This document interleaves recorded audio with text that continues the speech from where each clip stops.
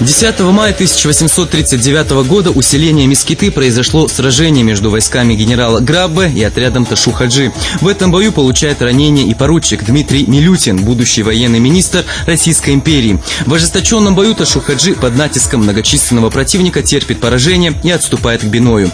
Ташу-Хаджи, именуемый в источниках Эндиреевским Мулой, а чеченцами Вок-Хаш, Большой Хаджи, относится к плеяде выдающихся героев национально-освободительной борьбы чеченского и дагестанского народов XIX века. Соратник Шамиля Ташу-Хаджи – крупная политическая фигура имамата и конкурент Шамиля в 30-е годы. Фактически это был самостоятельный лидер.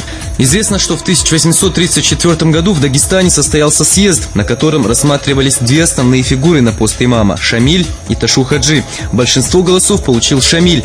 Не оспаривая избрание Шамиля, Ташу-Хаджи сохранил независимую политическую позицию, и Шамиль был вынужден считаться с его мнением по ряду ключевых вопросов. 12 мая 1859 года ряд горных обществ изъявляют покорность России. Незадолго до этого, 1 апреля 1859 года, пал последний оплот имама Шамиля, столица имамата, крепость Ведено. Накануне его падения Шамиль сделал последнюю и отчаянную попытку укрепиться. Он собрал в горном чеченском ауле Эрсиной наибов и улемов и обратился к ним с просьбой собрать последние силы против царских войск и дать бой. Однако окончательно разочарованные в имаме чеченцы, уже не видя толку в его речах, оставили Шамиля и разошлись по домам. Самые верные мюриды ушли с имамом в Дагестан. 25 августа 1859 года около 3 часов дня имам Шамиль добровольно сдался в плен. В этот же день войска князя Барятинского заняли Игуниб. В мае 1921 года решением Центрального исполнительного комитета Горской автономной Советской Социалистической Республики шариатские суды снимаются с довольствия.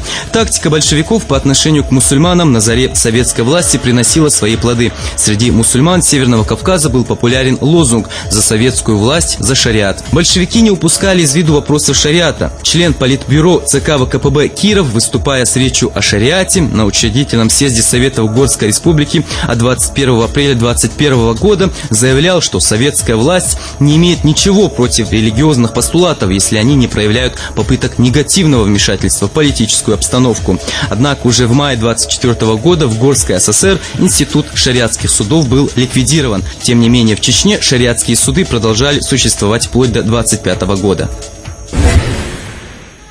15 мая 1932 года в Валдах родился заслуженный артист ЧССР, актер театра Альви Дениев. Отец Альви, военнослужащий, был расстрелян беревскими палачами. Судьба свела Альви Дениева с писателем и драматургом Абдулхамидом Хамидовым в 1956 году, когда шел знаменитый набор в чечено-ингушский ансамбль песни и танца «Войнах». Хамидов распознал в молодом человеке актера, и вскоре Альви из ансамбля перешел на работу в театр. Актерская биография Дениева началась с исполнения роли Тымчука в спектакле «Асламбек Шарипов» Халь Дашаева. Первое почетное звание он получил за исполнение роли Абдуллы в фильме «Я буду танцевать». Но всенародное признание к нему пришло после спектакля «Божали». Сутарби, так называли его после знаменитого спектакля.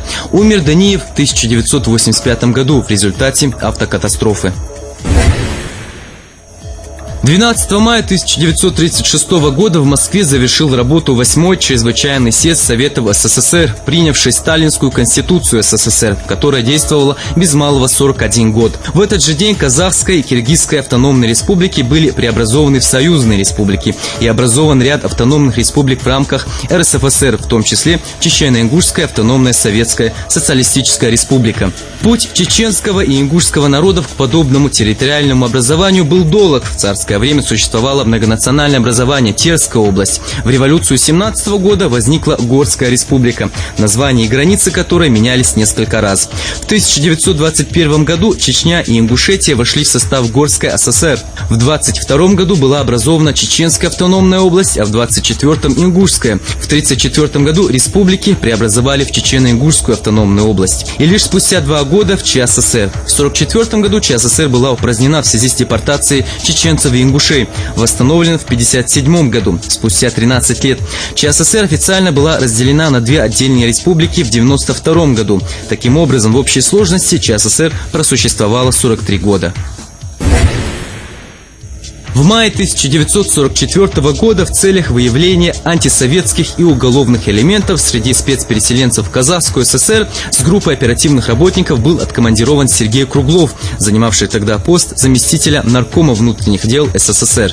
В обязанности Круглова и его группы входило в месячный срок проверить работу местных органов Министерства внутренних дел по осуществлению административного надзора за переселенцами, в особенности в части их надлежащего учета и обеспечения режима, исключающего возможность побегов. По итогам проверки было возложено принять необходимые меры и доложить о результатах непосредственно в ЦК ВКПБ.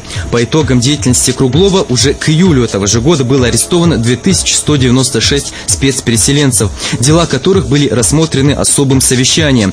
Группой Круглова было также создано 429 спецкомендатур НКВД для наблюдения за режимом проживания и оперативно-чекистского обслуживания семей спецпереселенцев.